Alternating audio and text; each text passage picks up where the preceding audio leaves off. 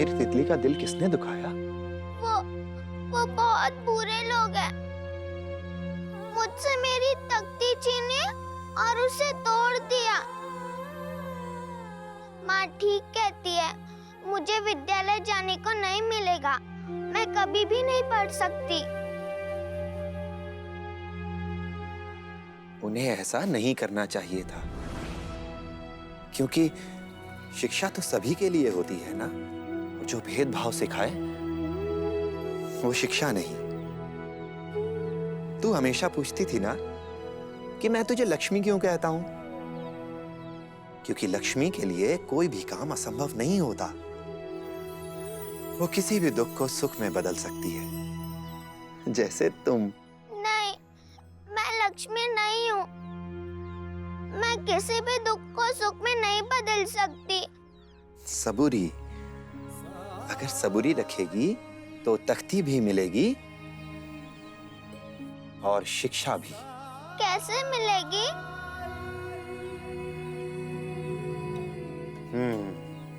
आओ।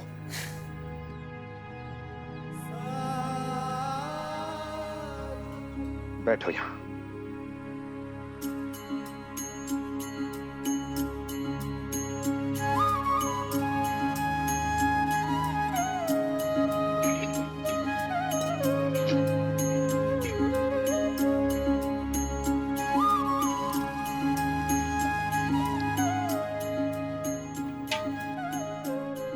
तो ये रही तुम्हारी तख्ती।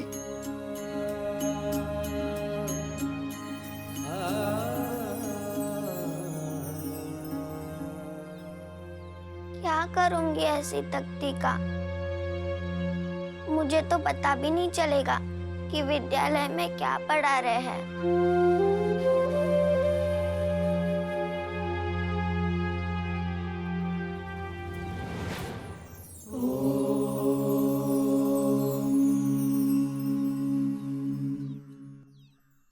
क ख ग घ अंग।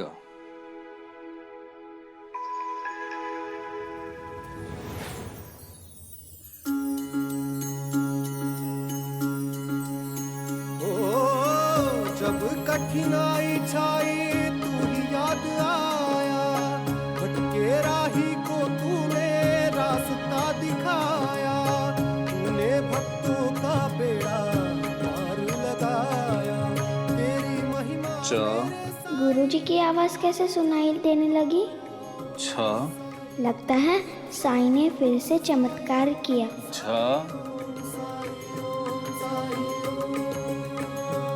इया ट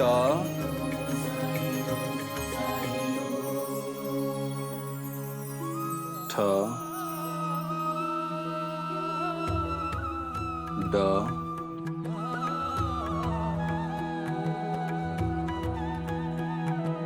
ढ आया हूँ साईं मोरे,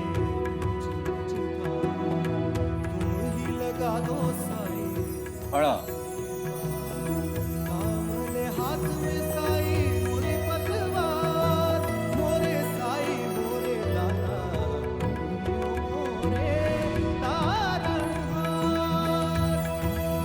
परम ज्ञान का परदे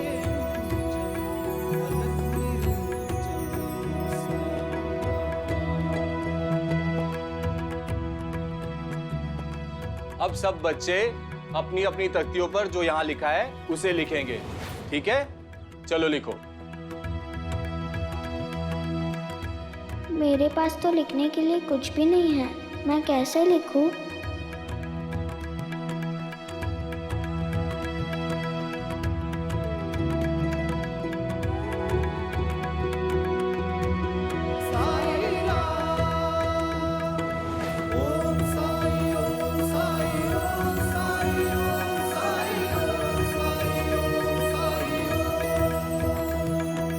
ओम साई ओम साई ओम साई ओम साई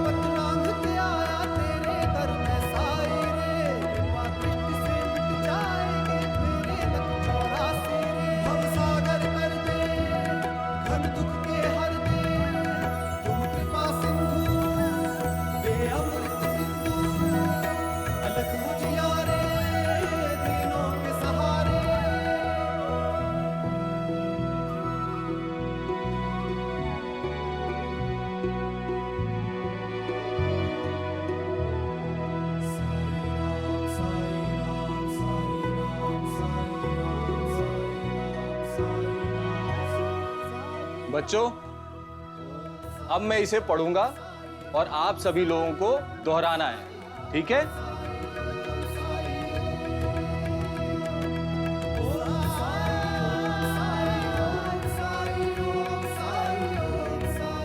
क क ख ख ख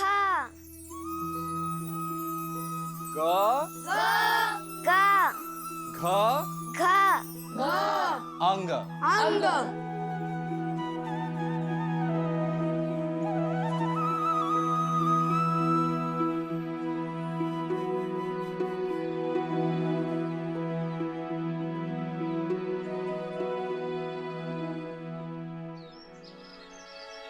रुको तात्या, रुको रुको।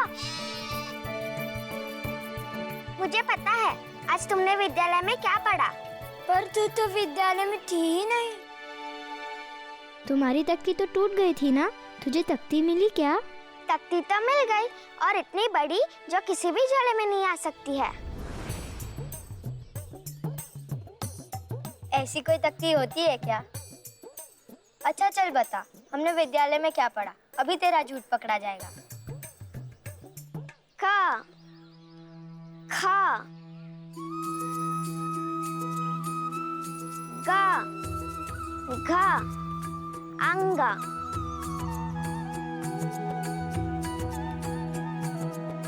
च छ ज झ ञ ट ठ ड ढ ङ। ये सब तुझे कैसे पता? मुझे तो सब पता है।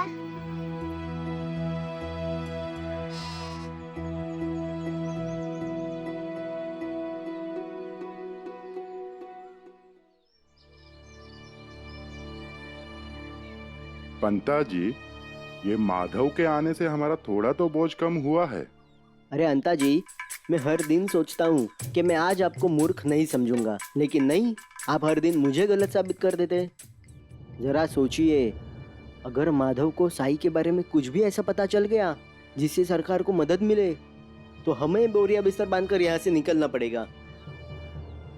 सोचिए, विद्यालय में ही पढ़ाना था तो पढ़ा तो मैं भी सकता था, लेकिन नहीं, सरकार ने मुझे नहीं चुना। चुना तो किसे? उस माधव को।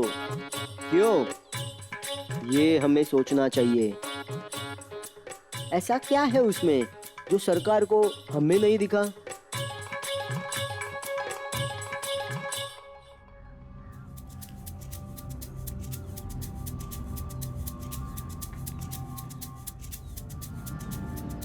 पंता जी, माधव तो बड़ा आलसी निकला।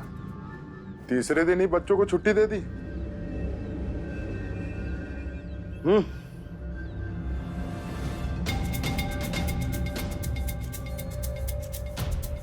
अंता जी, खंडर तो खाली है, यही मौका है, शायद वहां कुछ मिल जाए। पंता जी, क्या आप आज से पहले किसी तांत्रिक के अड्डे पे गए हैं? नहीं। और आप? हमारी योग्यता के ऊपर जो प्रश्न चिन्ह लगा है उसे मिटाना है, इसलिए चलते हैं। लेकिन साईं ने हमें पोपट बना दिया तो? जो डरा समझो मरा। आप बलवान हो और मैं बुद्धिमान। हम दोनों अगर साथ में हो ना, तो कोई हमारा कुछ भी नहीं बिगाड़ सकता। हाँ। चलिए।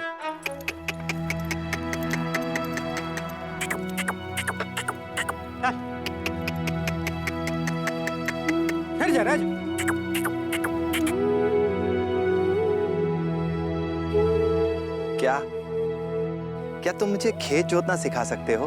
आइए ना।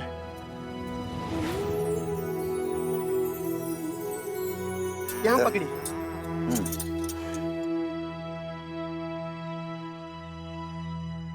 हाँ। Set set set set.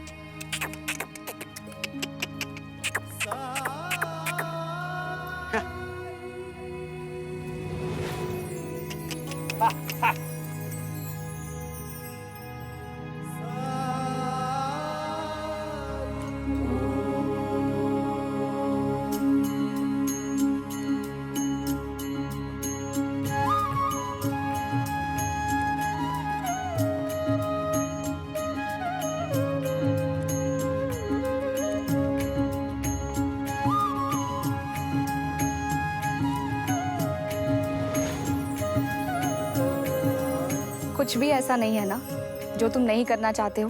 बायजा माँ, जीवन में जो कुछ भी सीख सकते हैं सीखना चाहिए।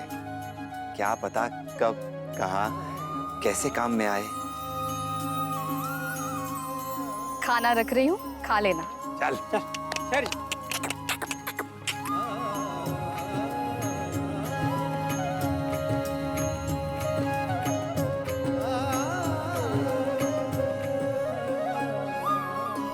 चलो।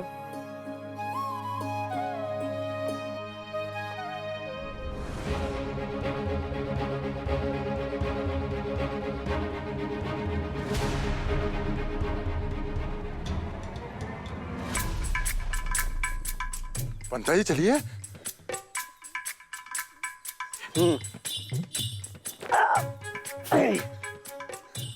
चलिए।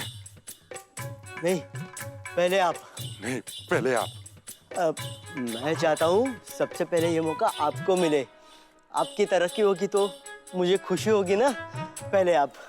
नहीं नहीं, कैसी बात कर रहे हैं आप? अगर हम दोनों में से किसी की तरक्की होगी तो पहले आपकी। पहले आप। नहीं, पहले आप। एक काम करते हैं, दोनों साथ में चलते हैं। पंता जी। हाँ? पूरा का पूरा खंडर तो खाली है, यहाँ क्या मिलेगा? देखते हैं, कुछ ना कुछ तो जरूर मिलेगा।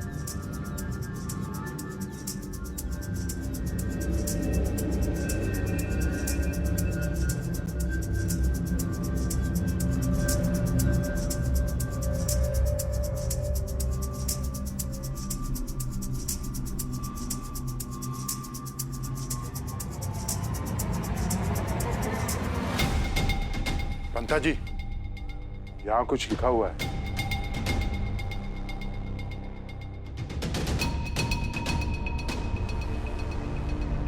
इस पाखंडी को पढ़ना लिखना आता है क्या?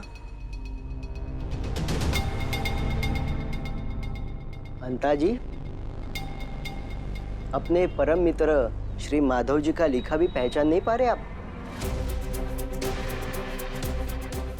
ये तो माधव का लिखा हुआ है। इसका मतलब माधव। हाँ, सही समझा आपने।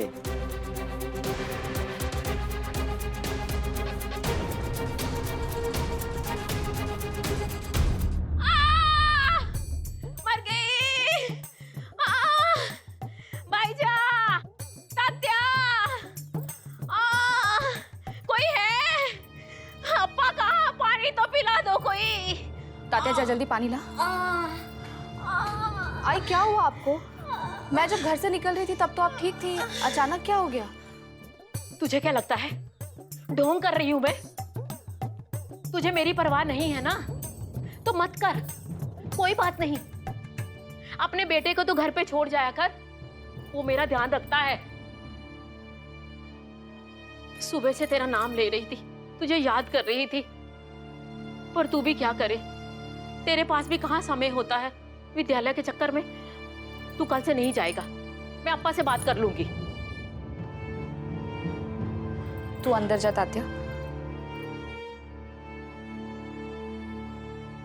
लीजिए। आई, पीजिए। उसे क्यों अंदर भेज दिया? क्या वो मेरा कुछ नहीं लगता? 2 क्षण अपने नातू से बात कर लूंगी, वो भी गवारा नहीं है तुझे? आई, मैं जानती हूँ आप मुझसे नाराज हैं। मुझे आने में देर हो गई इसीलिए ना, लेकिन जानबूझ के देर नहीं की है मैंने। अच्छा, मैं आपसे माफी मांगती हूँ, माफ कर दीजिए मुझे। आपके खाने का समय हो गया है, मैं खाना परोसती हूँ। उसके बाद जब मैं आपके बालों में तेल लगाऊंगी ना, तब आप आराम से तात्या के साथ बैठकर बात कीजिएगा। मुझे कुछ नहीं खाना, भूखा रहने दो मुझे। क्या हो जाएगा? ज्यादा से ज्यादा मर ही जाऊंगी ना। अच्छा है, तुम लोग चैन से तो रहोगे। तो कुछ नहीं खाएंगी आप? ठीक है, तो मैं भी नहीं खाऊंगी। आपके प्राण जाएंगे, मेरे भी जाएंगे, दोनों साथ साथ जाएंगे। मुझे नहीं जाना तुम्हारे साथ कहीं भी। वैसे भी मैं तो स्वर्ग जाने वाली हूँ, तू कहाँ चली मेरे साथ? आई बड़ी मेरे साथ जाने वाली। तुम्हारे साथ जाने से तो अच्छा है मैं खाना खा के जिंदा रहूं। हाँ पक्का? ठीक है। पहले मेरे बालों पे तेल लगा दे, बाद में खाना खाऊंगी। और तुझे भूखे रहना ना तो शौक से रह।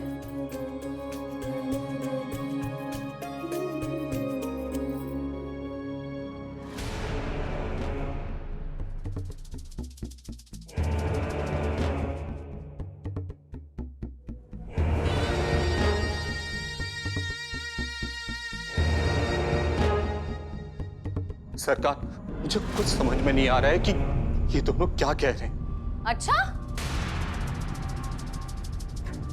अब अरबी या फारसी में तो नहीं बोल रहे हैं ये बेचारे, जो तुम्हें समझ में नहीं आ रहा है। बात सीधी है, जो तुम विद्यालय में पढ़ा रहे हो वो सब उस खंडर की दीवार पर लिखा हुआ है, और वो भी तुम्हारी लिखाई में। अब इसका जो मतलब मुझे समझ में आ रहा है वो ये है कि मेरे दादा के साथ तुमने विश्वासघात किया है, वो भी उस ढोंगी के साथ हाथ मिलाकर। ये सच नहीं है सरकार। मैं आपका एहसानमंद हूं। आपने मुझे नौकरी दी, वो भी पढ़ाने की।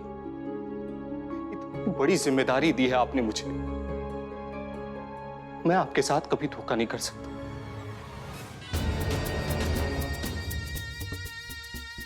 उस दिन ये क्या कह रहे थे हमसे पता है सरकार आपको? क्यों नहीं पढ़ सकती वो लड़की इस विद्यालय में?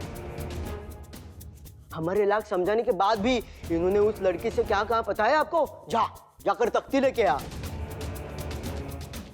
वो तो हमने सरकार आपका वास्ता दिया इसलिए ये रुके। कौन सी लड़की? कहीं ये वो लड़की तो नहीं जो दादा केशव कह रहा था कि कोई जिप्री नाम की लड़की है जो कह रही थी कि जो विद्यालय में पढ़ाया जा रहा है वो सब वो भी पढ़ रही है। हाँ हाँ, वही जिप्री। दादा ये वही लड़की है जो गलती से अगर छू जाए तो स्नान करना पड़ता है। हरिओम। हे देवा। सच सिर्फ ये है कि मैंने उस दीवार पर कुछ नहीं लिखा। इस संसार में कुलकर्णी सरकार का अपने संबंधियों पर से विश्वास सबसे अंत में उठेगा। हरिओम। तुमने नहीं किया है तो पता करो उस दीवार पर जो भी लिखा है वो किसने लिखा है और क्यों लिखा है। जाओ सुनो,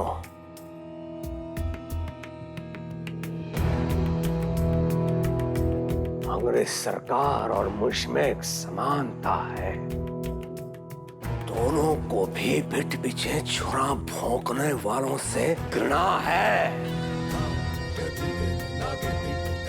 मैंने ऐसा कुछ नहीं किया है सरकार। प्रमाणित करना तुम्हारा दायित्व है माधव, और ध्यान रहे परिणाम वही आना चाहिए जो मुझे अपेक्षित है। हरिओम।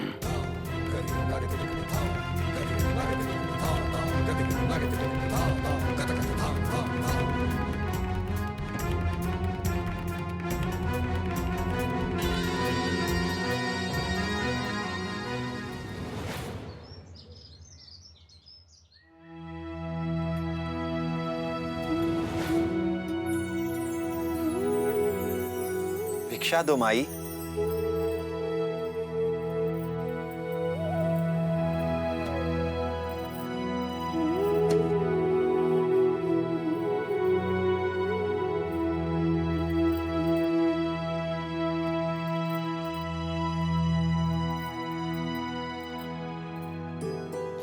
अहो, भागती रहती हो ना, इसीलिए जंजीर लाया हूं तुम्हें जकड़ने के लिए।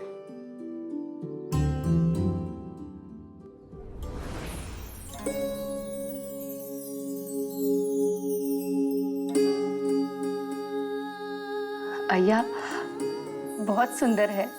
हाँ सुंदर तो है, लेकिन इसकी सुंदरता तब है जब तुम इसे पहनोगी। क्या कर रहे हो आप? घर में भाभी जी है, देख लेंगी, सब हंसेंगे मुझ पर। लेकिन अगर तुमने अभी के अभी से नहीं पहना तो मेरा दिल दुखेगा।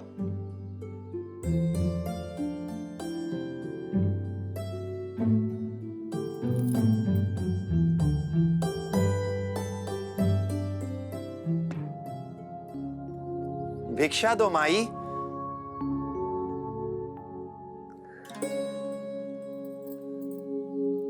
कैसी लग रही हूं मैं?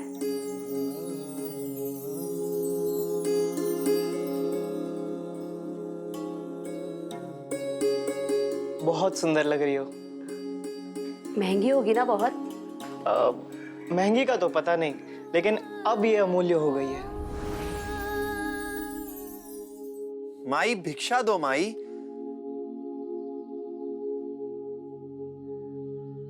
वो बैरागी राह देख रहे होंगे।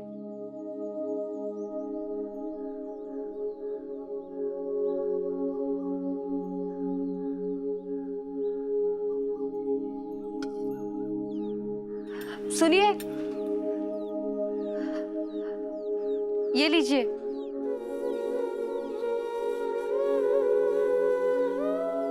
अब भिक्षा नहीं ले सकता माता। रुकिए, मुझे माफ कर दीजिए। वो मैं घर के कामों में उलझी थी, इसलिए देर हो गई। भिक्षा का विधान कहता है माता कि एक बार चौखट छोड़ दी फिर भिक्षा नहीं ले सकते। लेकिन हमारी ऐसी मंशा नहीं थी। कृपया भिक्षा लिए बिना मत जाइए, हमें दुख होगा। संसार में कुछ नियम हैं जिनका पालन करना जरूरी है। मैं फिर आऊंगा। राम जी भला करे।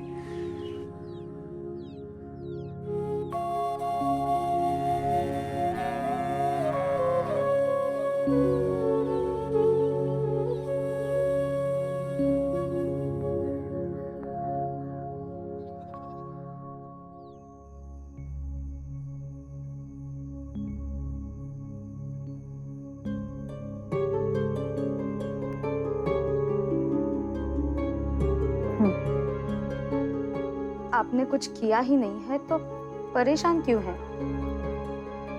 सरकार भी समझ जाएंगे। पर मुझे कुछ समझ में नहीं आ रहा है, आखिर मेरे ऊपर ऐसा इल्जाम लगा ही क्यों? अंताजी पंताजी को मुझसे क्या बैर? जो झूठ बोलेंगे, और अगर ये सच भी है, साईं भी ऐसा क्यों करेंगे फिर? अंताजी पंताजी झूठ क्यों बोलेंगे ये तो वही जाने। मैं तो बस इतना जानती हूँ कि आपको ये काम मिला है पढ़ाने का। अच्छा काम है, आपके मन अनुसार भी है। ये काम हाथ से नहीं जाना चाहिए। एक बात बोलूं, आपको ना एक बार साईं से बात करनी चाहिए इसके बारे में। भामा, तुमने वो बात कह दी जो मैं सोच रहा था। बिल्कुल बात करनी चाहिए। जानती हो भामा, साईं के बारे में अब तक मुझे जो भी एहसास हुए या जो भी मैंने महसूस किया है, वो बिल्कुल वैसा नहीं है जैसा कुलकर्णी सरकार कहते हैं। मुझे लगता है अगर मैं साईं से बात करूंगा तो मुझे कोई ना कोई हल जरूर मिल जाएगा। तो फिर देर क्यों करनी? आज ही मिलिए। क्या जाने नियति में क्या है।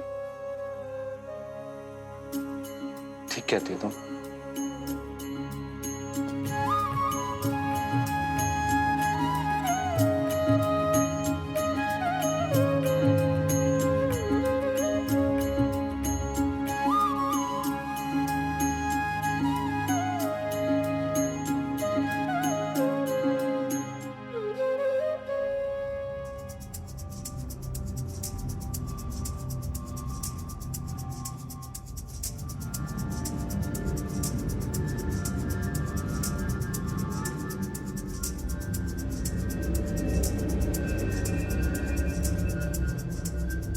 ये तो मेरी ही लिखावट है। ऐसा कैसे हो सकता है?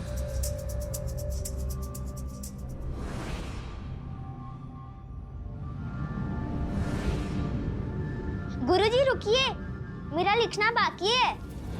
और ये अक्षर तो मिटा हुआ है, ठीक जैसे मैंने मिटाया था। चमत्कार, चमत्कार है ये। नहीं, चमत्कार नहीं।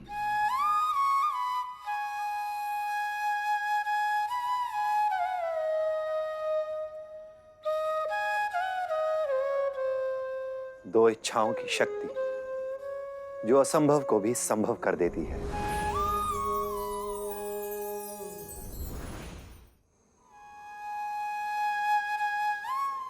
मैं कुछ समझा नहीं।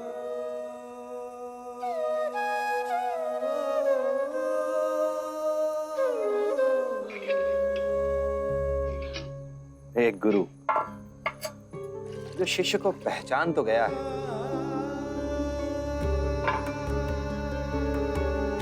पर उसे स्वीकार नहीं कर पा रहा है। और एक शिष्य जिसे गुरु मिल तो गया है, पर गुरु और उसके बीच समाज के बंधन हैं।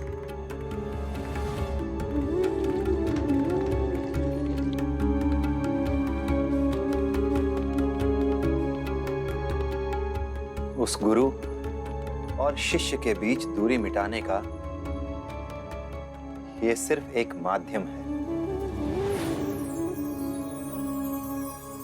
जिस दिन वो दूरी मिट जाएगी, माध्यम भी अपने आप ही खत्म हो जाएगा। गुरु और शिष्य, ये किसकी बात कर रहे हैं आप?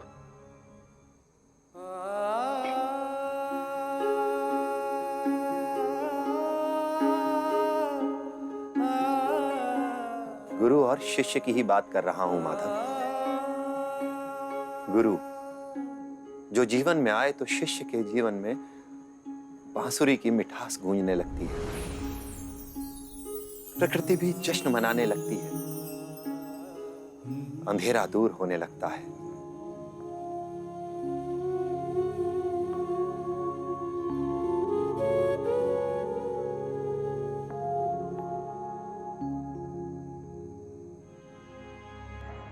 आंखें बंद करोगे तो पाओगे इसका जवाब।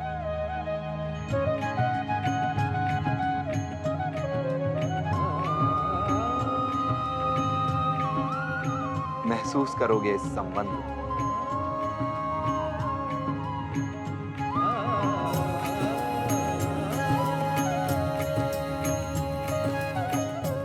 और गुरु अगर शिष्य को पहचानने के बाद भी उसे स्वीकार ना करे तो गुरु अपने धर्म का पालन नहीं कर रहा है।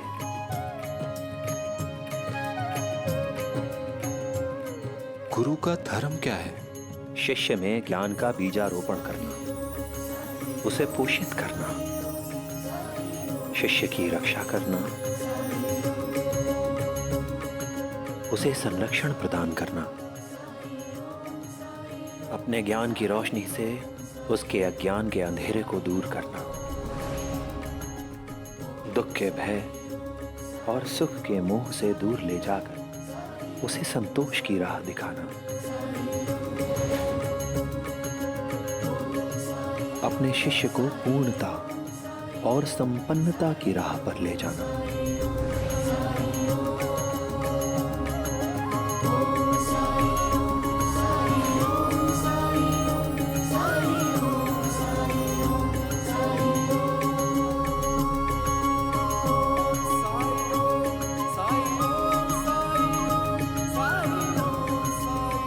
देखिए, अब आपसे मैं अपनी मजबूरियां क्या कहूं, लेकिन बड़ी मुश्किल से मुझे ये नौकरी मिली अध्यापक की।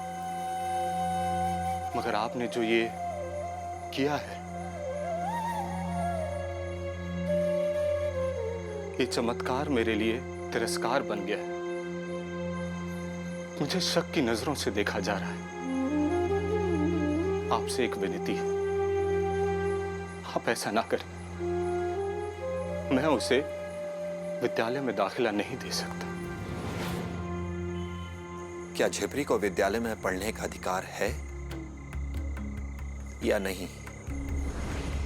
देखिए, वो मैं आप अधिकार नहीं है तो क्यों? क्योंकि वो लड़की है, या वो समाज के ऐसे वर्ग से आती है जिसे समाज अपने बराबर का नहीं समझता? मैं ये बातें नहीं मानता हूं। शिक्षा सबको मिलनी चाहिए, पर मैं यहां समाज के नियमों को बदलने नहीं आया और ना ही मैं बदल सकता हूं। तो फिर शिक्षा का उद्देश्य क्या है? तुम्हारे अध्यापक होने का उद्देश्य क्या है?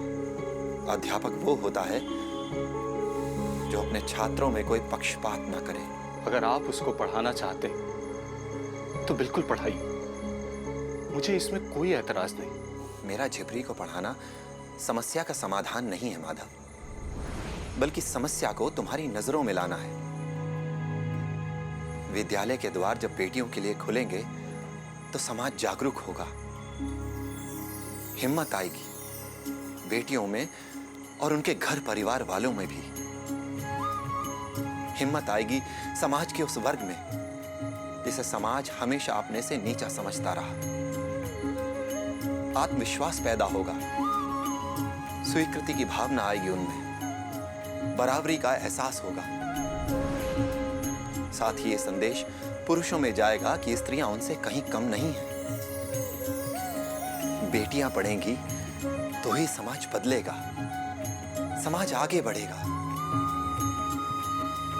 अब अगर ये कार्य शिक्षा के माध्यम से नहीं होगा तो कहां होगा? इस विद्यालय को खोलकर तुमने नौकरी नहीं की है, बल्कि बहुत बड़ी जिम्मेदारी अपने हाथ में ली है। इस जिम्मेदारी को निभाना अब तुम्हारे हाथ में है। अपने धर्म को निभाना अब तुम्हारे हाथ में है। फैसला तुम खुद कर सकते हो।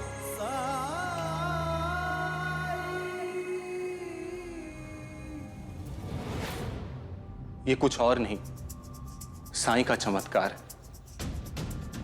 विद्यालय में जो कुछ भी पढ़ाता रहा मैं, सब खंडर की दीवार पर अपने आप लिखता चला गया, सिर्फ झिपरी के लिए।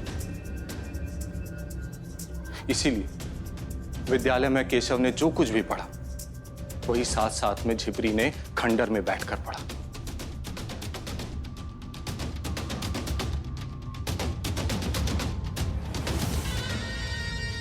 मैं जानता हूं तो सच कह रहा है माधव, वो है ही ऐसा। काला जादू करके लोगों को कहता है चमत्कार हो गए। चाहता क्या है वो? शुभस्य शीघ्रम अशुभस्य कालहरणम। उस दिन तो सबके सामने विद्यालय खुलने पर बड़ी प्रसन्नता दिखाई थी उसने। हो सकता है उसके पश्चात उसने अपनी काली बुद्धि का प्रयोग कर झिपरी को अपना माध्यम बना लिया। चाहती क्या है झिपरी? पढ़ना चाहती है सरकार। और साईं का कहना है कि झिपरी को विद्यालय में पढ़ने की अनुमति मिलनी चाहिए। हरिओम, तो ये चाल है। गांव के सामने अपनी छवि को अच्छा करना चाहता है वो। हरिओम।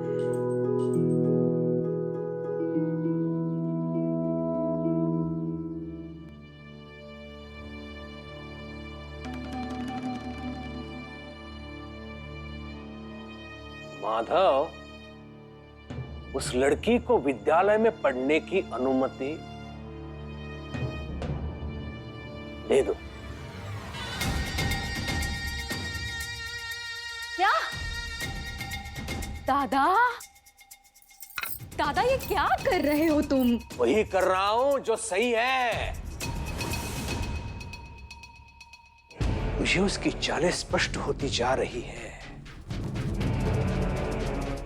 अब समझ में आ रहा है वो क्या खेल खेल रहा है। सबसे पहले वैद बनने का ढोंग कर लोगों को प्रभावित करने का प्रयास किया उसने। स्वागत है तुम्हारा काशी।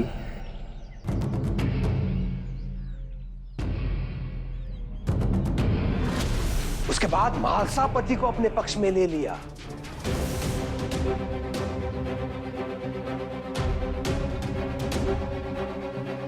मेरी बेटी का रिश्ता तय हो गया है कुलकर्णी सरकार, वो भी बिना दहेज के। यही है साई कृपा। और अब ये लड़की,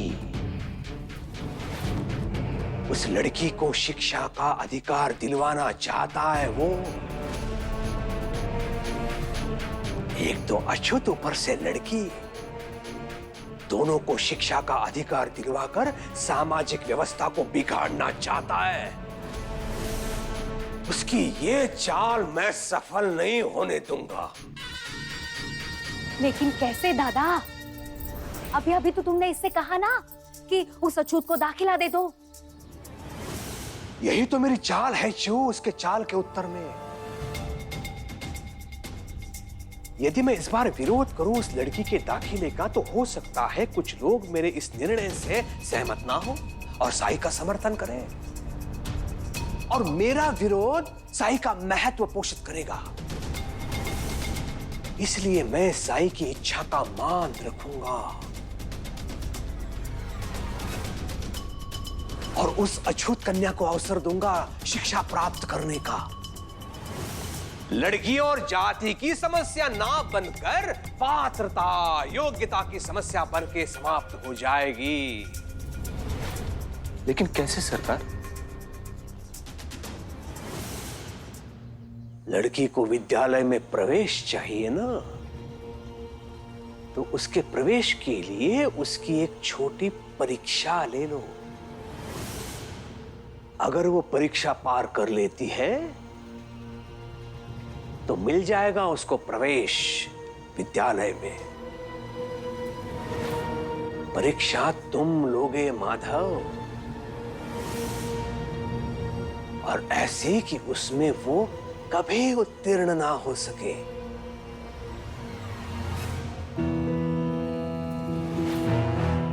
अब तक जो पढ़ाया नहीं, उस पर आधारित प्रश्न पूछना उससे।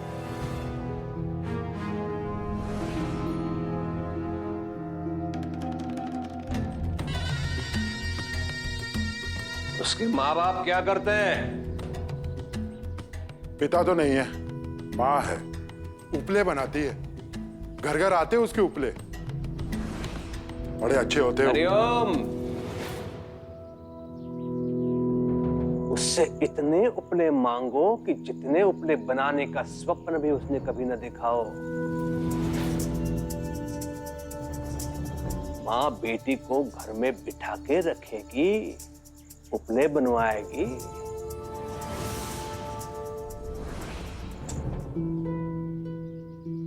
अपनी प्रजा के उद्धार के लिए कितना कुछ करना पड़ता है माधव।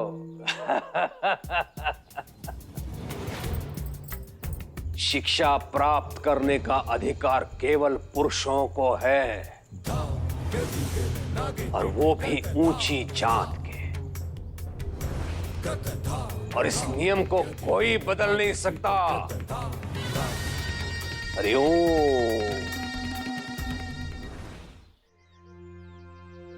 अरे झिपरी, तू ये फिर आ गई। तू यह नहीं पढ़ सकती।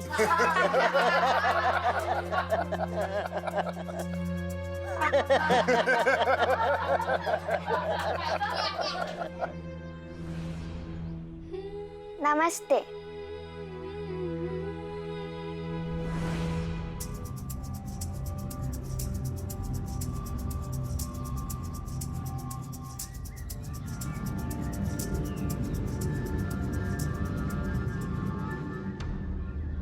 आप जो भी पढ़ाते हैं मैं सब सुन सकती हूँ। आज का पाठ पढ़ने के लिए मैं कब से इंतजार कर रही थी। शुरू करिए ना।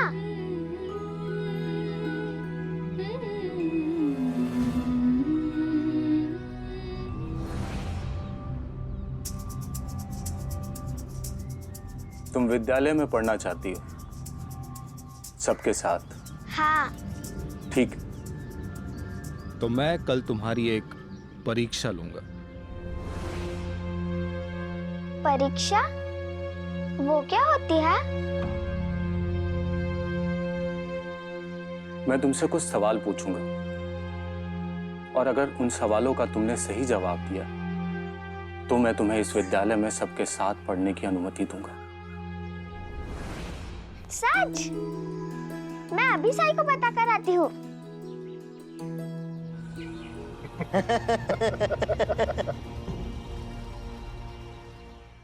साई, मुझे विद्यालय में पढ़ने देंगे वो? कौन? अरे वो गुरुजी, उन्होंने मुझे कहा कि वो मेरी परीक्षा लेंगे, जिसके बाद मैं भी विद्यालय में पढ़ सकती हूँ। ये तो बहुत अच्छी बात है। दे दो परीक्षा। हाँ, वो गुरुजी कह रहे थे कि वो मुझे सवाल पूछेंगे जिसका मुझे जवाब देना होगा।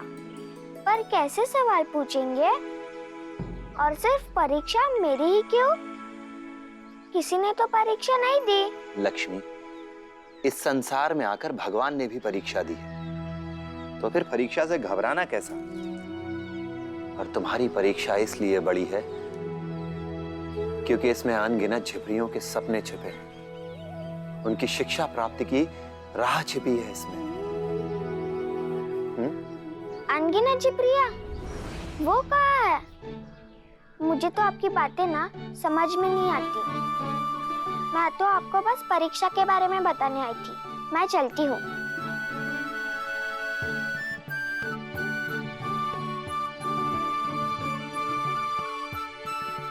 लेकिन अगर सवाल जवाबी परीक्षा है तो मैं आपसे दिन भर सवाल करती हूँ। इसका मतलब मैं भी आपकी परीक्षा लेती हूँ क्या? बिल्कुल सही, समझ गई तुम। और जैसे मैं शांति से, धैर्य से तुम्हारे सारे सवालों के जवाब देता हूँ, वैसे ही तुम्हें परीक्षा में सारे प्रश्नों के उत्तर देने होंगे। लेकिन अगर मैंने आपकी तरह उत्तर दिए तो कोई भी नहीं समझ पाएगा। मैं तो ऐसे उत्तर दूंगी जो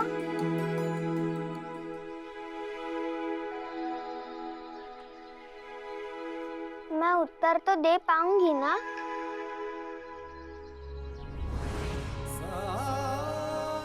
जरूर, जरूर दे पाओगी उत्तर। आप इतने विश्वास से कैसे कह सकते हैं?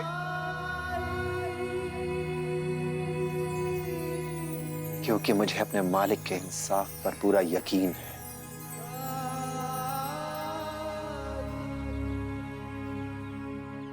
मैं चलती हूँ।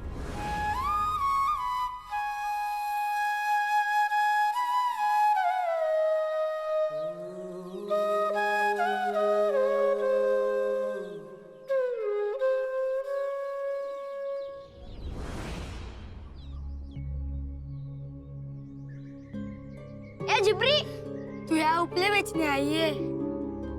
यहाँ तेरे उपले कोई नहीं खरीदेगा। आज मेरी परीक्षा है, जिसके बाद मैं भी यही विद्यालय में पढ़ूंगी। तुझसे किसने कह दिया मूर्ख कि तू यहाँ पढ़ सकती है? मैंने कहा है।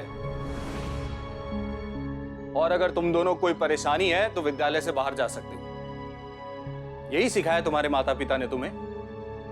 इस तरीके से बात करते हैं दूसरे इंसान से? इंसान कहाँ है ये? इन्हें तो मंदिर में भी प्रवेश की अनुमति नहीं है। हाँ, लेकिन विद्यालय में अनुमति मिल सकती है।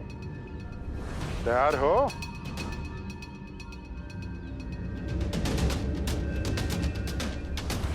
सरकार की बात तो याद है ना?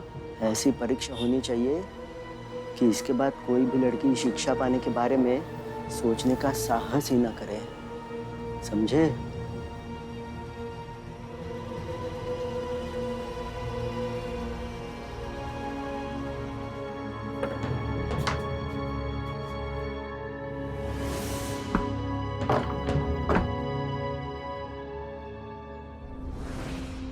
जिप्री, दिखाई दे रहा है ना तुम्हें ठीक से? बढ़िया ये पढ़ाई करने वाली। तेरी माँ का दिमाग खराब हो गया जो तुझे यहाँ भेजा है। अपनी लड़की को गांव के लड़कों से बराबरी करने के सपने दिखा रही है। अरे लड़कियों को घर का काम सीखना चाहिए। अब मुंह के बल गिरेगी, होश ठिकाने आ जाएंगे, इसके भी, इसकी माँ के भी।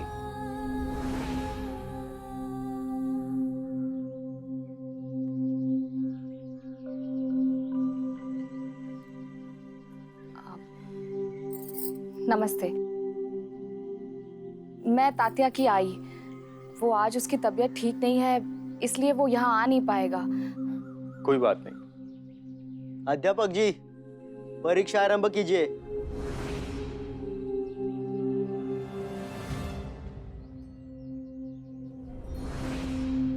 जहाँ ज्ञान की देवी ही सरस्वती, जिस संस्कृति में लोपामुद्रा, मैत्री, कार्की जैसी महान स्त्रियों ने वेदों की ऋचाएं लिखी,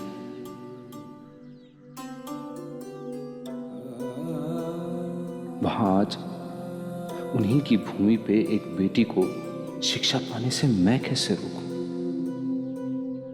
यह धर्म।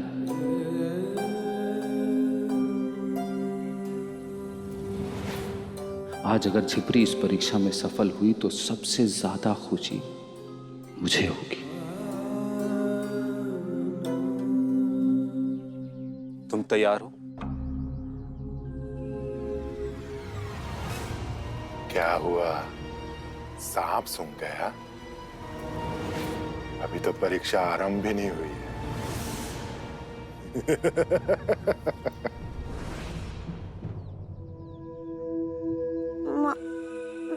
मैं तैयार हूँ। मैं तुमसे 3 सवाल पूछूंगा और अगर उनमें से तुमने 2 सवालों के भी जवाब सही दिए तो तुम्हें इस विद्यालय में दाखिला मिल जाएगा।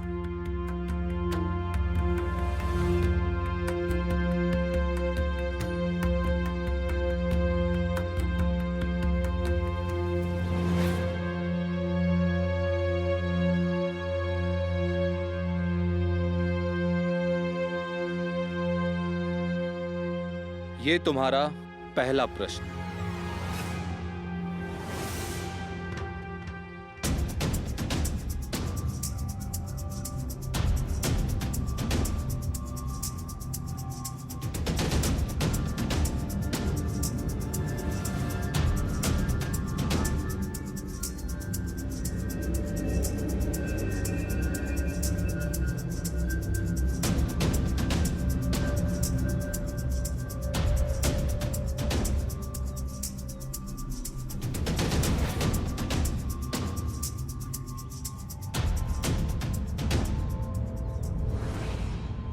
जिपरी, तुम्हें इस खाली जगह पर सही अक्षर लिखना है।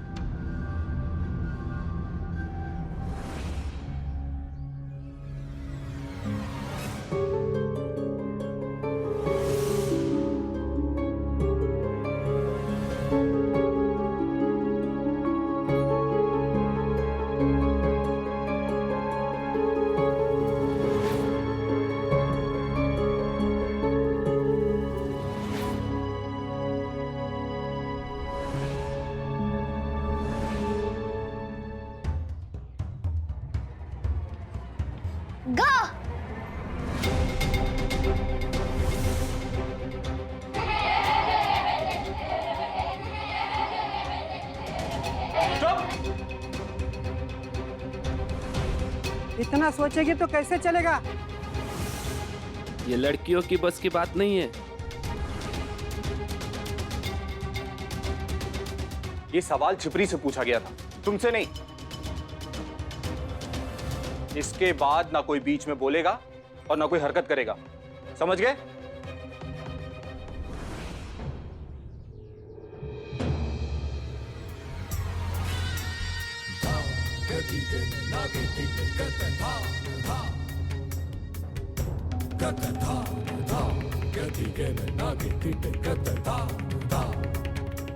सरकार, आप यहाँ?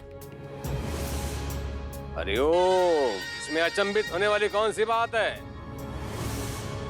अपना विद्यालय है, विद्यालय में क्या हो रहा है, कैसे हो रहा है, इस पर ध्यान रखना भी तो मेरा कर्तव्य है।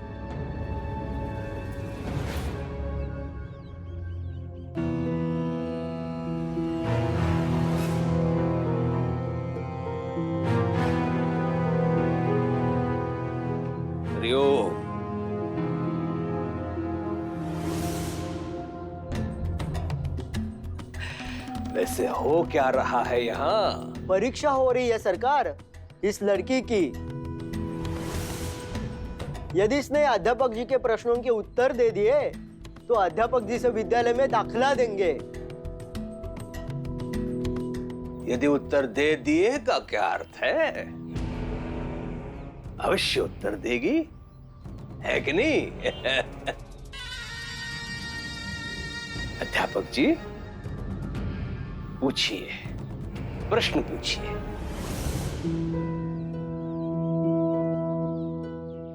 झिपरी, तुम्हारे लिए दूसरा प्रश्न।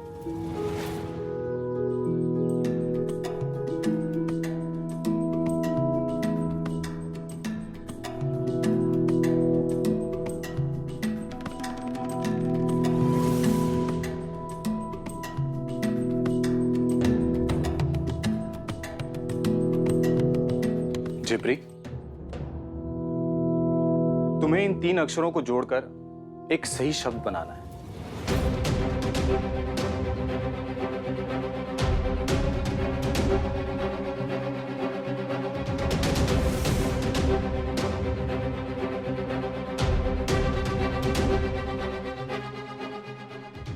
जैसे मैं शांति से, धैर्य से तुम्हारे सारे सवालों के जवाब देता हूं, वैसे ही तुम्हें परीक्षा में सारे प्रश्नों के उत्तर देने होंगे।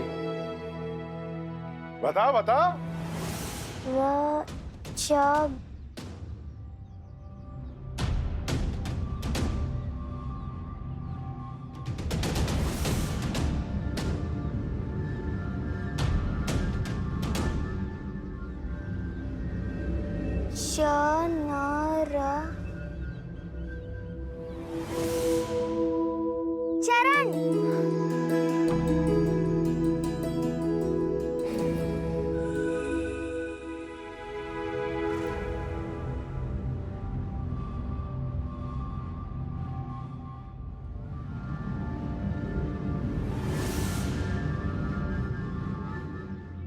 हरिओम, कितनी समझदार है ये लड़की, अद्भुत।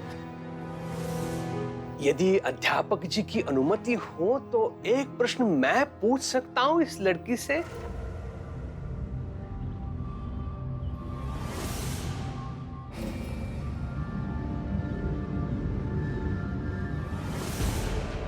जी, पूछ सकते हैं।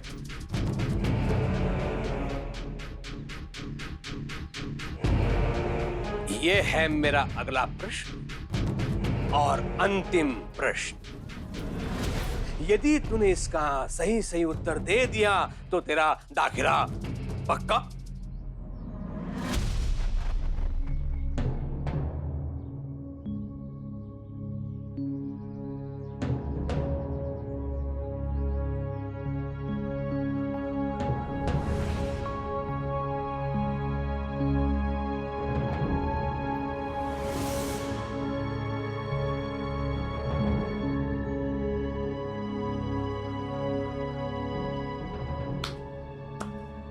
अब पढ़ के बताओ इसे।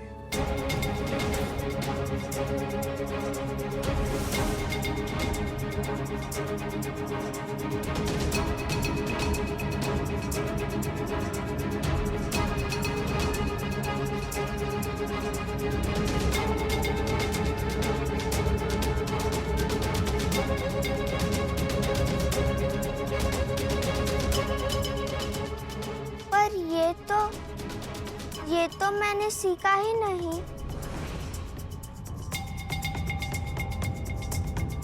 तो तुझे क्या लगा, तुझे सब आसान आसान सवाल ही पूछे जाएंगे? विद्यालय में दाखिले का मामला है, कोई मामूली बात नहीं। ये तो गिनती है, इसमें क्या, उपले बनाती है ना, तो गिनती भी होगी।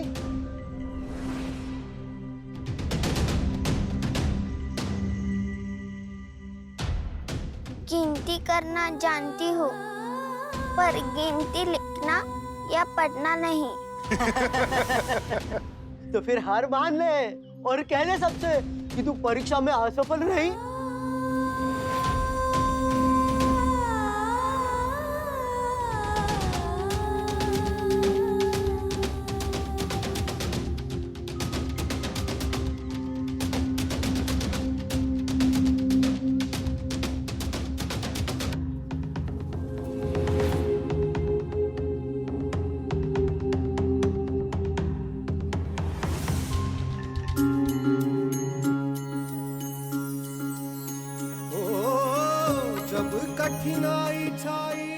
साई, भटके राही को तूने रास्ता दिखाया, तूने भक्तों का बेड़ा पार लगाया।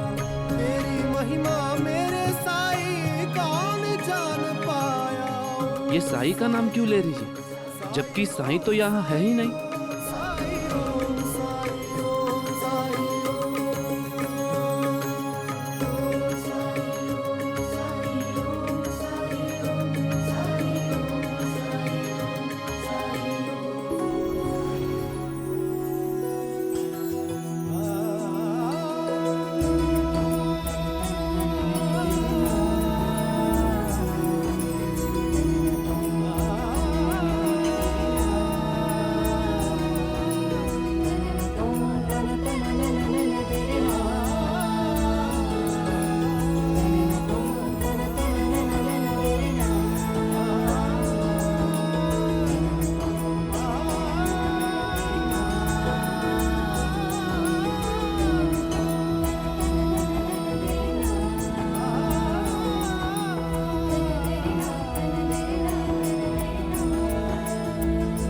ये तो विष्णु भगवान के 10 अवतार है।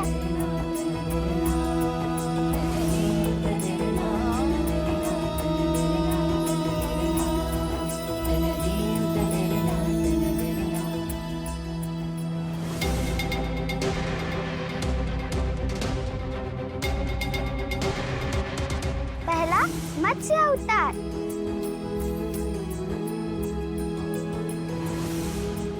दूसरा कुर्मा अवतार,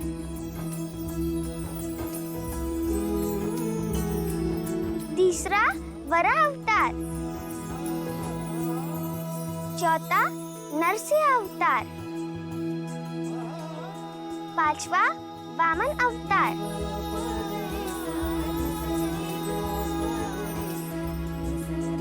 छठा परशुराम अवतार, सातवां राम अवतार, आठवां कृष्ण अवतार,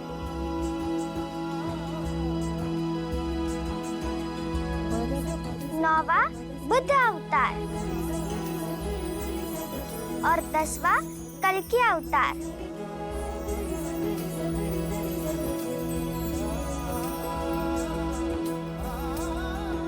एक, दो, तीन,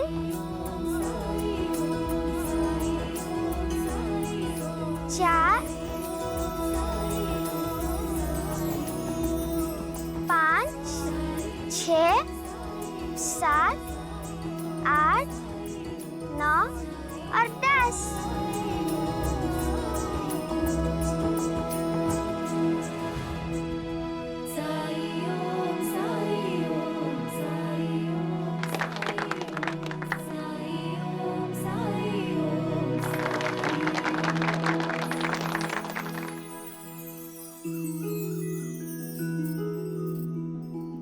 अध्यापक जी, जिप्री तो परीक्षा में उत्तीर्ण हो गई।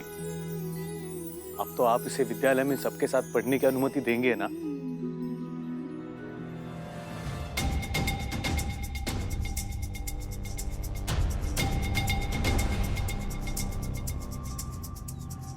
हरिओम, अनुमति तो इसे अवश्य मिलनी चाहिए। कोई कारण ही नहीं है इसे रोकने का। लेकिन अप्पा जी, अनुमति से क्या होता है? अगर ये पढ़ना चाहती है तो तख्ती चाहिए, पुस्तकें चाहिए, वो कहां से लाएंगी बेचारी?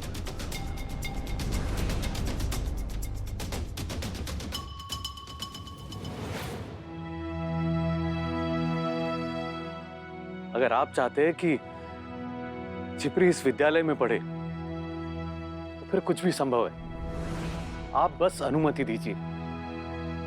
तख्ती और पुस्तकों की व्यवस्था मैं करूंगा, मैं सब प्रबंध करूंगा।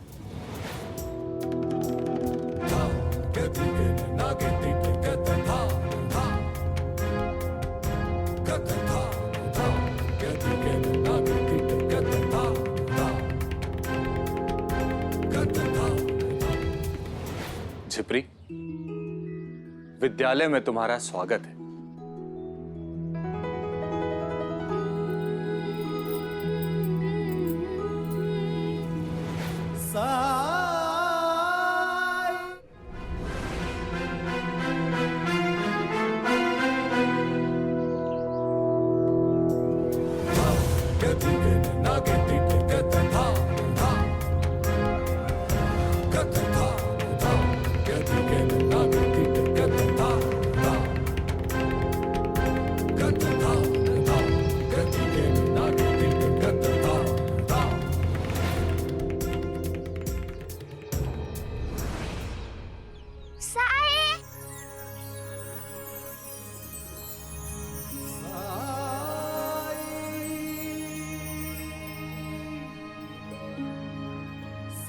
मैं परीक्षा में सफल हो गई।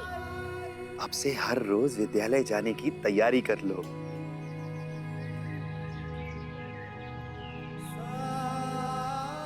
तुम? हर माँ को लगता है कि दुनिया में होने वाले हर अच्छे काम में उसके बच्चे का हाथ है, लेकिन बायजा माँ, मैं तो सिर्फ साधन हूं।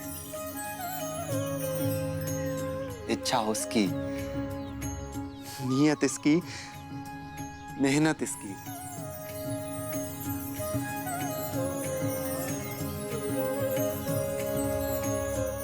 आओ।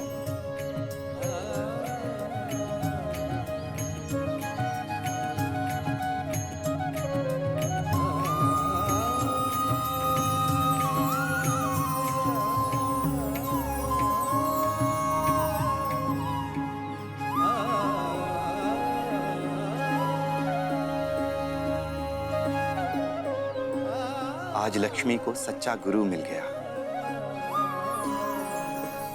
जाओ लक्ष्मी।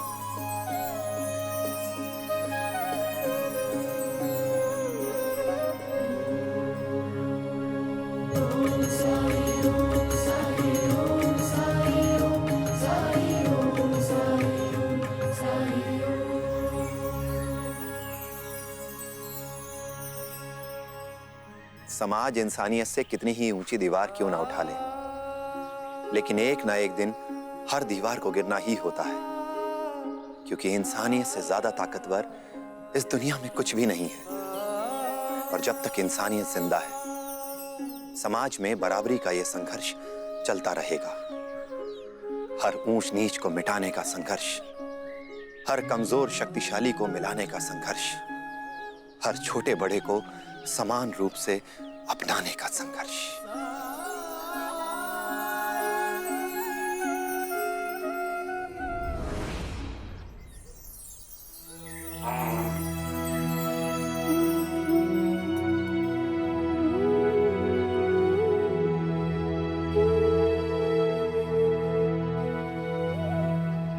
भिक्षा दे मां।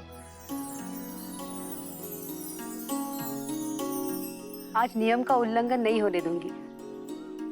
आपको खाली हाथ नहीं जाने दूंगी। कहाँ चली गई?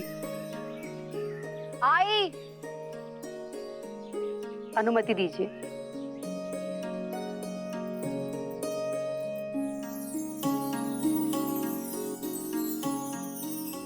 कहाँ गायब हो गई थी?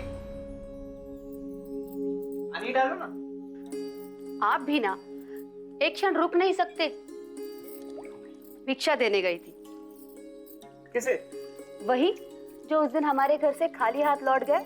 अच्छा, वो बैरागी? जी, भले मालूम पड़ते हैं। देखिए ना कैसे काशीराम को ठीक कर दिया उन्होंने। आजकल रोज किसी ना किसी से सुनती रहती हूँ कि कैसे उन्होंने और भी लोगों का इलाज किया है। जानता होगा छोटा मोटा नुस्खा कोई, उसी से लोगों की मदद करता होगा। इससे वो वैद्य थोड़े ना हो गया। शिरडी के वैद्य तो एक ही है, और वो है कुलकर्णी सरकार। अब कुलकर्णी सरकार का नाम ले ही लिया है तो जाके मिल भी आइए। पीठ और हाथ के निशान दिन ब दिन बड़े होते जा रहे हैं। चला जाऊंगा, काम पूरा हो जाए मेरा, मिल आऊंगा उनसे। बिल्कुल नहीं, आप इतने दिनों से यही कह रहे हैं। आज उनसे मिले बिना आप काम शुरू ही नहीं करेंगे। खाइए मेरी कसम। फिर कसम? अरे समझा करो, तुम्हारी कसम है ये। ऐसे हर एक छोटी छोटी बातों पे नहीं खाई जाती, इसे तुम बड़ी बड़ी बातों के लिए रखा करो। जैसे अब बातों से मुझे ना बहकाइए, चुपचाप कसम खाइए। कसम ही खानी है ना? क्या कर रहे हो आप? साड़ी का रंग कच्चा है, उतर गया तो नई लाकर देनी होगी। रंग नहीं भी उतरा ना तो भी हाट से तुम्हारे लिए नई साड़ी लेकर आऊंगा, और भी रंगों वाली। मेरे जीवन का रंग आपसे है। साड़ी लाए या ना लाए, मेरे लिए आज कुलकर्णी सरकार के पास जाइएगा जरूर।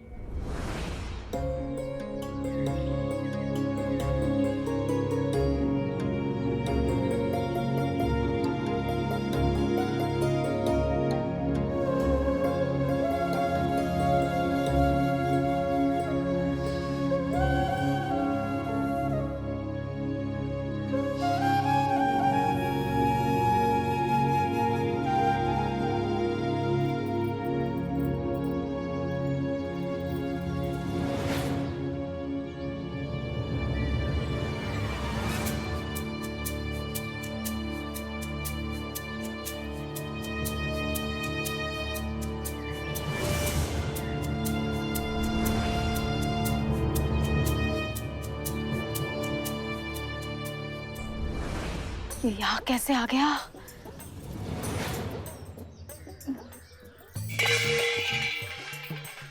अरे क्या गिर गया? अरे जूता।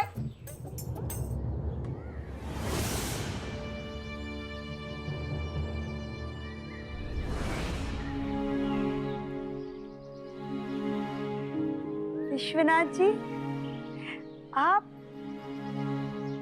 आइए ना। वो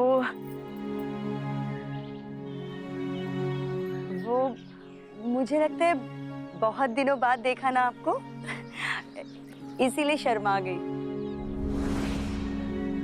अंदर आइए ना आप।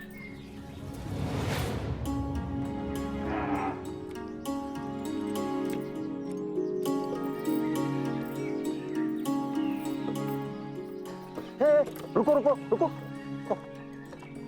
साईं,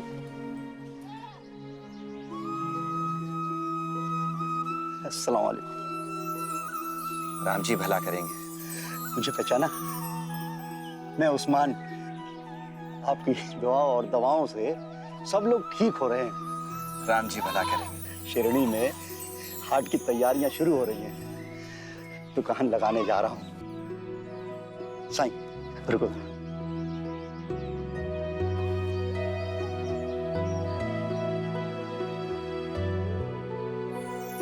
अरे पर इस बार लेना ही पड़ेगा आपको। पिछली बार मैं आपकी ठीक से खिदमत भी नहीं कर पाया था। पर मैं इसका क्या करूंगा? इसे मेरी अकीदत समझकर कबूल फरमाइए।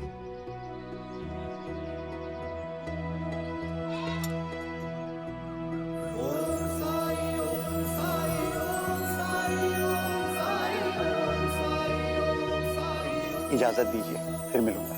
राम जी भला करेंगे।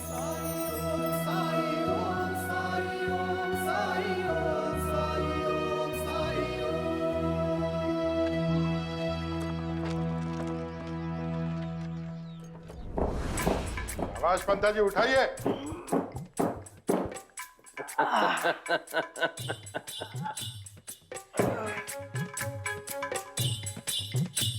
केवल लड्डू खाने से कुछ नहीं होता है पंता, उसे पचाना भी पड़ता है। उठाओ। चलिए चलिए चलिए उठाइए।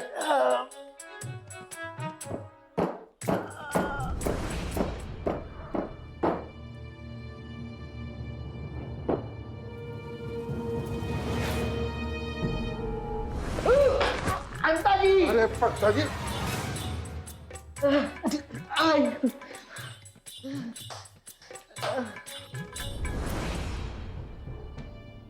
जिम्मेदारियां संभालना सीखो,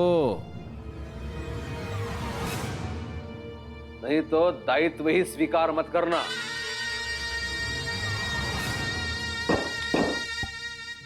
प्रणाम कुलकर्णी सरकार। आओ विश्वनाथ जी आओ। आज यहाँ का मार्ग कैसे स्मरण हो गया? सरकार, मैं चिऊ को वापस ले जाने आया।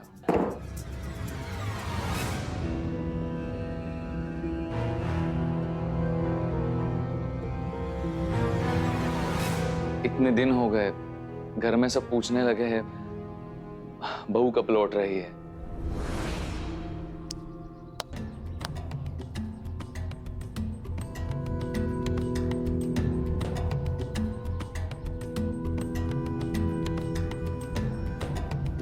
हरिओम।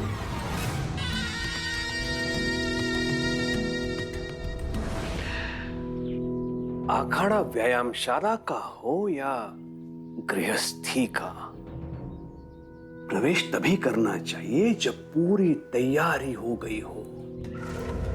लेकिन मैंने तो हमेशा चिऊ को खुश रखने की कोशिश की है। मेरी बहन अगर सुखी होती तो अपने भाई के घर कभी नहीं रहती। इसका अर्थ यह है विश्वनाथ जी कि आपका प्रयास पर्याप्त नहीं है। और इतना ही था तो मुझसे कहते, अगर इस सरकार से कहकर मैं आपको नौकरी दिलवाता। सरकारी नौकरी में कम से कम मेरी संस्कृत पाठशाला बहुत है गुजारे भर के लिए। लेकिन मेरे बहन के लिए बहुत नहीं है।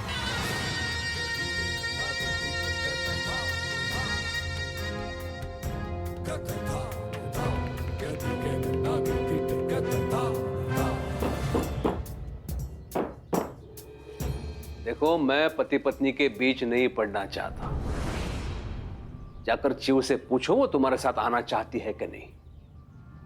हरिओम। आइए।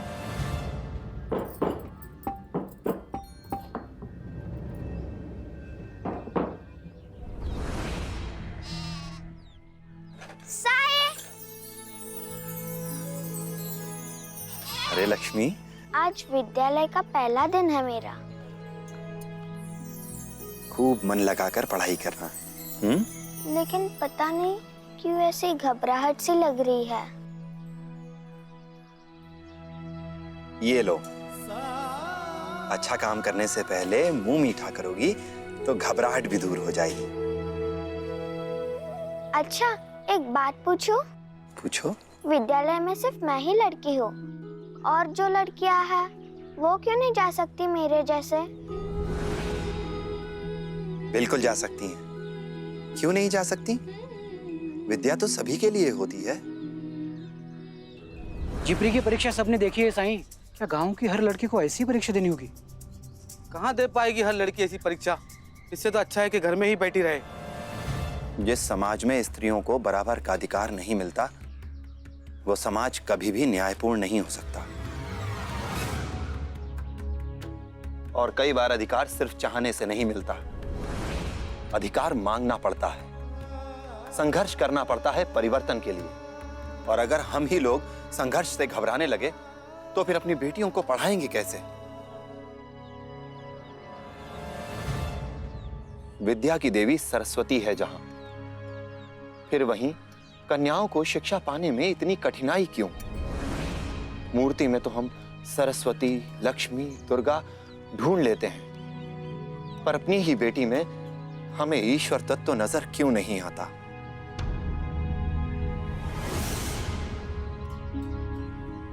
नजर आता है?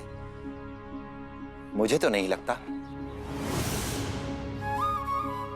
क्योंकि अगर नजर आता तो हम सब समझ पाते कि ऊपर वाले ने हम सबको बराबर बनाया है। उसने कभी नहीं कहा है कि हम पक्षपात करें।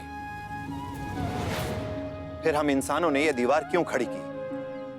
क्या डर है हमें अगर हमारी बेटियां विद्या प्राप्त करने के लिए घर की दहलीज लांगी? क्यों अपनी बेटियों को शुरू से हम यह सिखाते हैं कि वो अलग हैं, पुरुषों से कम हैं? हमें इस सोच को बदलना होगा, और युगों से चली आ रही इस सोच को बदलने के लिए एक क्रांति की जरूरत है। घर घर में क्रांति। जब तक हर घर नहीं बदलेगा, ये समाज नहीं सुधरेगा।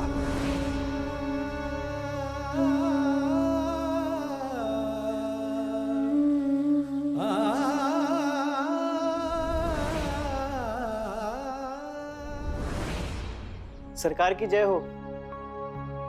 क्यों राणू जी, ऋण लेने आया है? नहीं सरकार, दवा लेने आया हूँ। दवा? क्या कष्ट है?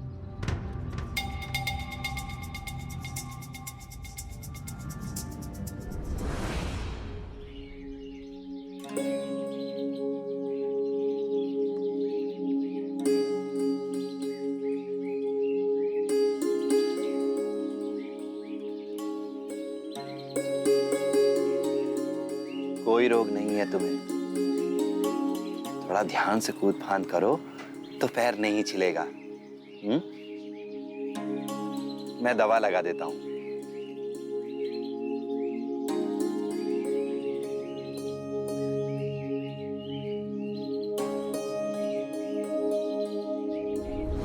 जय खंडोबा जी, आप यहाँ आए और हम खंडहर चले गए थे आपको ढूंढने। यमुना के ब्याह की तारीख तय हो गई। आपकी कृपा से वो भी जल्दी तय हो जाएगी साईं। अभी तो मेरे बेटे को अंग्रेज सरकार में पुलिस की नौकरी मिली है। अल्लाह मालिक। इतने दिनों से सोच रहा हूँ कि आपको कुछ भेंट करूं, लेकिन कुछ भी समझ नहीं आ रहा कि आपको क्या दूं। एक लोटा जल। जल दे सकते हैं? जी।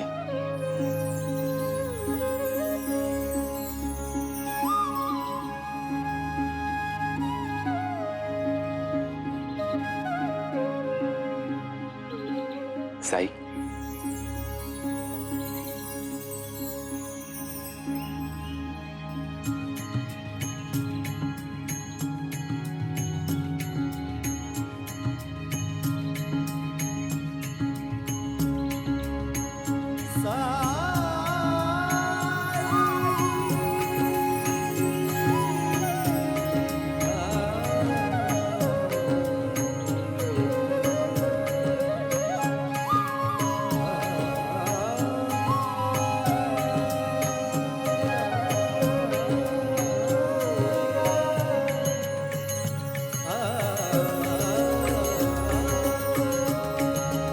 आपके इलाज करने के तरीके को लेकर गांव वाले बहुत ही हैरान रहते हैं साई।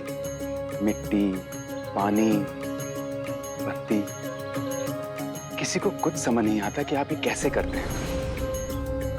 और तो और इन गांव वालों का ये मानना है कि साई का इलाज सिर्फ साई कर सकते हैं और किसी वैद्य की बस की बात नहीं। इलाज सिर्फ दवाओं से कहाँ होता है मालसापति। इलाज करने वाले के मन में क्या चल रहा है ये जरूरी है। इलाज करने के पीछे उसकी भावना क्या है ये भी जरूरी है। अगर विद्या और भावना मिल जाए तो कुछ भी संभव है।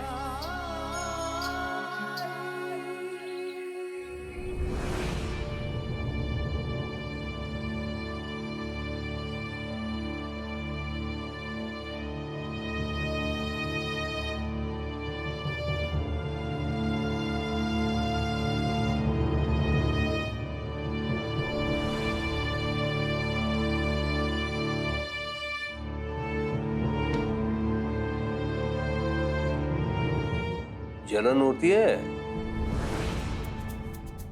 खुजली? नहीं, कुछ भी नहीं।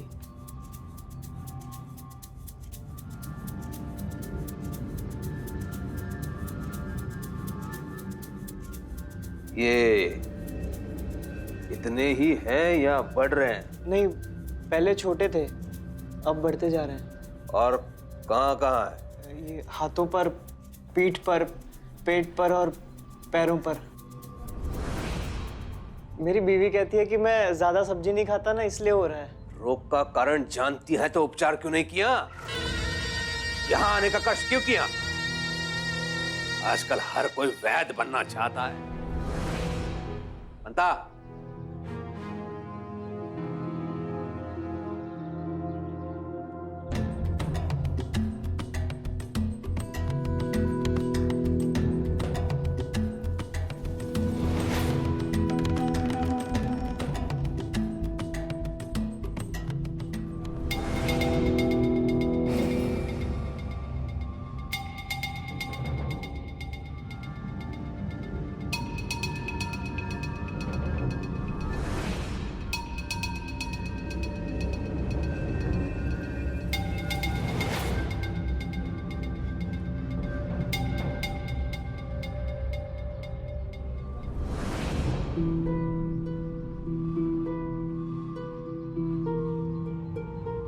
दर्द होता है?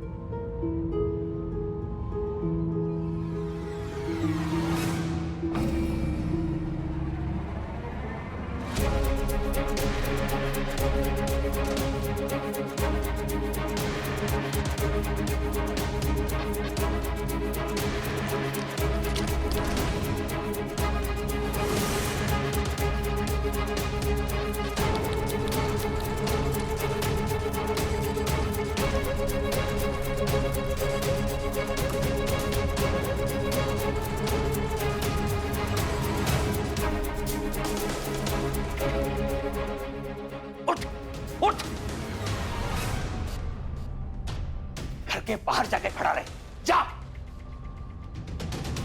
अरे खड़े क्या हो? सुना नहीं सरकार ने क्या कहा? घर के बाहर जाके खड़े रहो। चल दे। तूने उसके कमीज को हाथ लगाया था, हाथ धो पहले।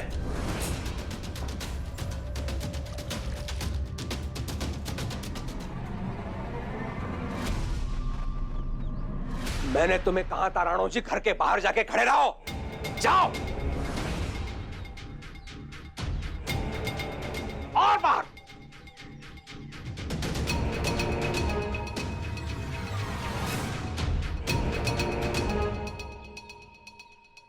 मुझे हुआ क्या है? कोई चिंता की बात तो नहीं है? परिवार में कितने लोग हैं? जी? मैं एक प्रश्न एक ही बार करता हूं राणो जी। 5 लोग। मैं, मेरी पत्नी, मेरा भाई, भाभी और उनका बेटा। प्रेम करते हो अपने परिवार से? प्राण बसते हैं मेरे उन सब में। और शिरडी से? शिरडी से प्रेम करते हो? यही पैदा हुआ हूँ सरकार, यही घर है मेरा। जिस तरह मैं अपने परिवार से दूर नहीं रह सकता, उस तरह मैं शिरडी से भी दूर नहीं रह सकता। अब रहना पड़ेगा। अपने परिवार से और शिरडी से दूर रहना पड़ेगा राणो जी।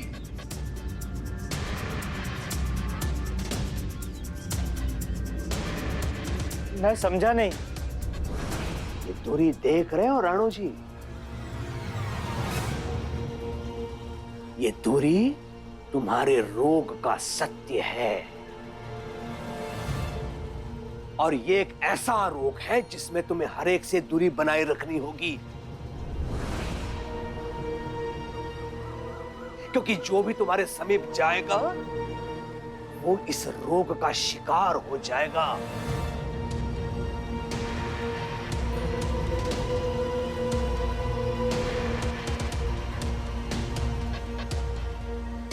लेकिन क्यों सरकार? पीछे पीछे।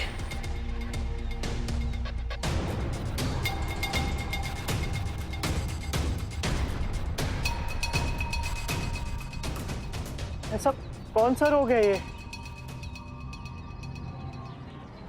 कुष्ठ रोग।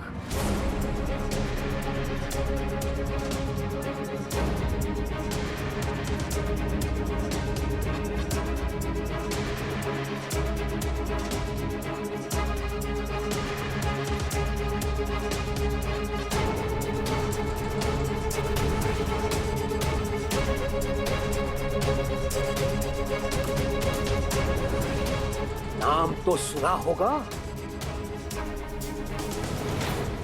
राणो जी। तुम्हारा ये पूरा शरीर धीरे धीरे सड़ने लगेगा। दुर्गंधी आएगी तुम्हारे शरीर से। ये तुम्हारी उंगलियां, ये नाक, कान सब सड़ने लगेगा। घृणा होगी सबके मन में तेरे प्रति। जब पीड़ा होगी तो कोई औषधि भी लगाने नहीं आएगा। एक ऐसा रोग है जिसके प्रति किसी के मन में दया नहीं होती।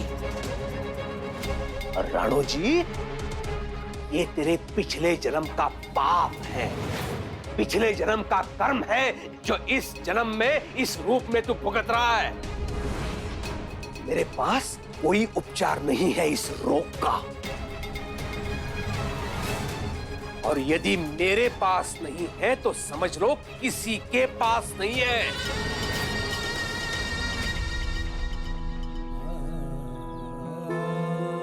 जाओ।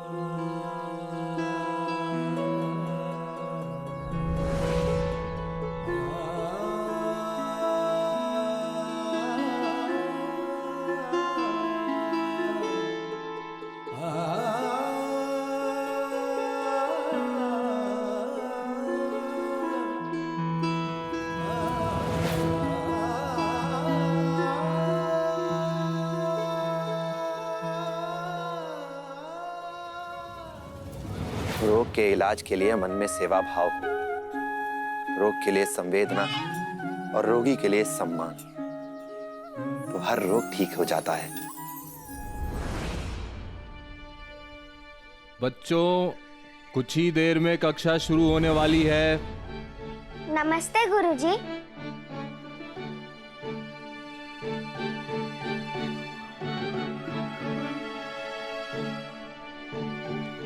अरे तुम खड़ी क्यों हो? अंदर आके बैठो। कहाँ बैठूं? जहां तुम्हारा मन करे। अब ये तुम्हारा विद्यालय है, तुम्हारी कक्षा है ये।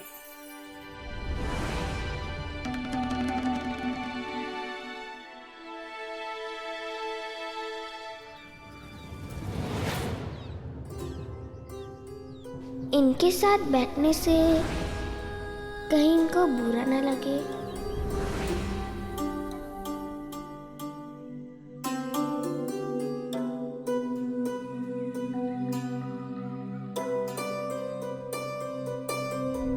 गुरुजी, मैं भी जहाँ चाहूँ वहाँ बैठ सकता हूँ? क्यों नहीं, बिल्कुल।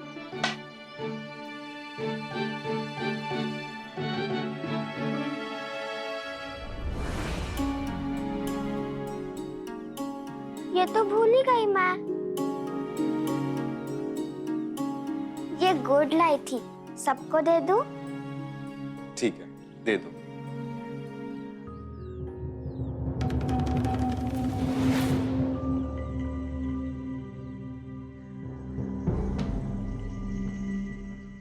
मतलब आप दे दीजिए। गुरु के हाथ से मिले तो आशीर्वाद होता है ना?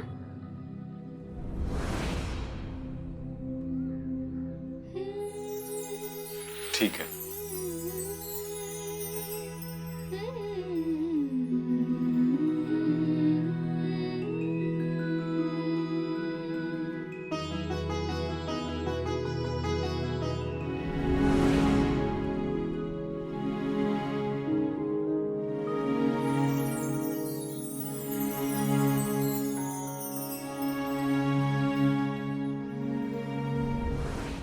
तुम्हें किसने दिया ये? मेरे साईं ने। मेरे साईं? कुछ तो है साईं में कि जो भी उनसे मिलता है उन्हें अपना मानने लगता है। साईं है ही ऐसे, दोस्त की तरह। अच्छा, साईं ने कुछ सिखाया है मुझे। क्या सिखाया? दिन की शुरुआत करने का मंत्र। सुनाओ? हाँ हाँ, सुनाओ। यहाँ आके सुनाओ।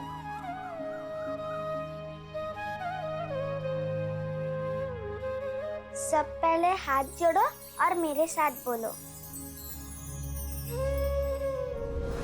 ओम ओम असतो मा सद्गमय, असतो मा सद्गमय, तमसो मा ज्योतिर्गमय, तमसो मा ज्योतिर्गमय, तमसो मा ज्योतिर्गमय,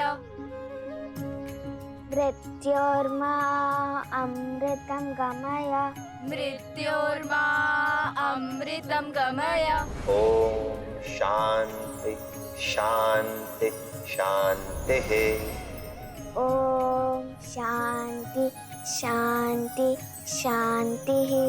ओम शांति शांति शांति।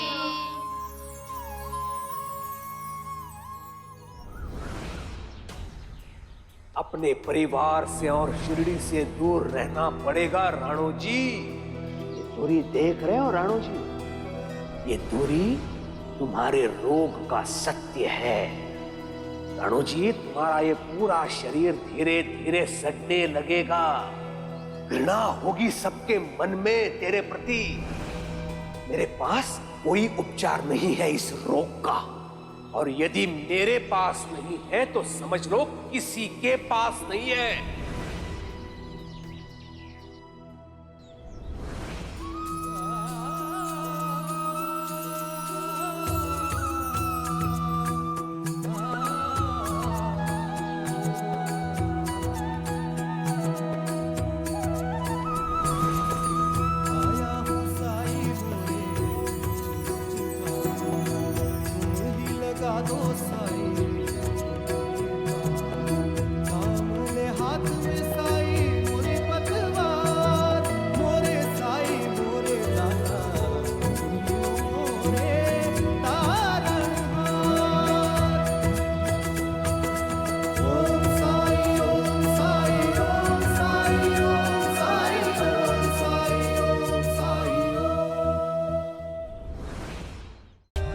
For more updates, subscribe to our channel, click the show links and enjoy watching the videos.